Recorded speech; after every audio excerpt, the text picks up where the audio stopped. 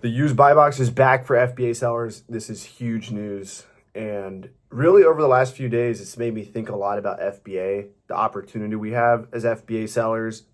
In the used book world, how do you get buy box? You're the lowest FBA offer. That's how you get buy box. That's how it's always been. And for the last 4 weeks or however long it was, felt like longer than that, the used buy box was being given to merchants. So my advice was what it always is, which is chase the buy box. So stop doing FBA and do merchant fulfilled from home. But now that it's back, and hopefully it's back for a while, who knows? It could be gone tomorrow again, but I don't think so, because it just doesn't really make sense. You know, if you logically think about it, it makes sense for Amazon to not want to. It makes sense for Amazon to make the customer happy, which is providing faster shipping. And who knows, maybe with the FTC case, whatever, it could be related. Maybe with they've made the non-discriminatory buy box in UK. That's a thing. Anything can happen. We got to be ready to pivot. But is it worth the risk to send thousands of books to Amazon with the chance of them potentially pulling the buy box again?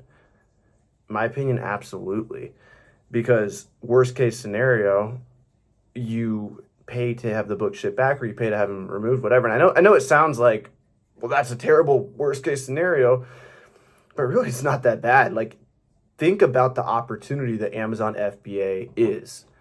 We get to ship boxes of books to Amazon and get paid. We get to ship boxes to Amazon. This year, I've been shipping lots of boxes to Amazon.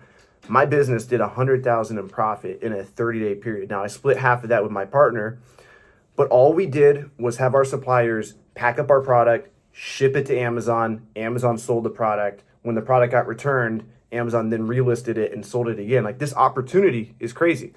And my mentor, Caleb Roth, who taught me everything about selling books and a lot about software and life in general, he used to have a challenge for his audience, which was ship 100 books to Amazon every week. And if you do that every week for a year, you're going to have a business that pumps out thousands of profit. Just mathematically, you can't not have a business as long as you're sending in good stuff. 100 books a week, you're going to have a business that cranks out profit.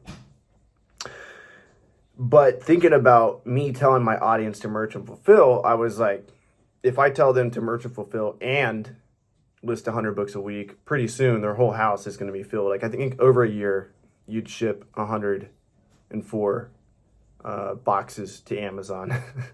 So instead of shipping 104 boxes to Amazon, you'd have 104 boxes in your closet.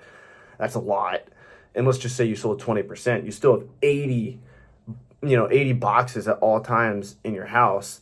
And it really made me think, like, wow, this opportunity of FBA was so amazing that we don't have anymore, which we do have. But I was thinking that, a few days ago, I was like, FBA was so amazing for a while. Like, why would the fact that booksellers complained about restock limits, storage limits, all the things we complain about, FBA fees, the fact that we can just ship as much inventory as we want to Amazon and have them store, prep, pack, ship it, dispose it, remove it. Of course, they're charging us fees and everything, but the fact that you can just ship a boatload of inventory out the door and then go on a cruise for a week, not even do anything all summer. You can be a teacher and work all year and take the whole summer off and just forget about your Amazon business, and it's going to run in the background. Like, how amazing of an opportunity is that? And I'm traveling, I'm here in China, so maybe that had something to do with me kind of being in a different state of mind. But we live in a country where we have the biggest marketplace in the world, the biggest online marketplace in the world. And you can just ship shit and they actually store it for you and fulfill it to the customer. Like, no wonder they have all these lawsuits about potential counterfeits, blah, blah, blah. Like, in the grand scheme of things, it is a huge opportunity, even with all the gatings, even with the Section 3s, even with what happened yesterday, a few weeks ago, the buy box dilemma. Like, this is a huge opportunity, and I think we should all seize it. I think we should all really take advantage of it. And the rich get richer, the poor get poorer. The people who are in the game now are going to continue to have the leverage. We're already seeing it. People are ungated in brands, and they're remaining ungated in those brands more so than new sellers. Older accounts are getting preferential treatment. So the longer you're in the game, the more opportunity there is, I believe. And so stay in the game. Like, in order for new sellers to get ungated in brands, like, they need to provide invoices for sometimes up to 500 units.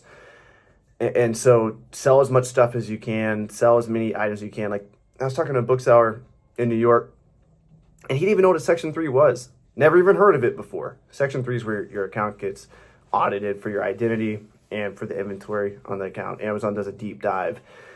And it's scary for new sellers to go through that. But he didn't even know what it was because why? His account's older and he never had to deal with it. And he's never going to have to deal with it because older accounts don't get Section 3 to our knowledge. And so the rich get richer, the poor get poorer. And Amazon FBA is a huge opportunity.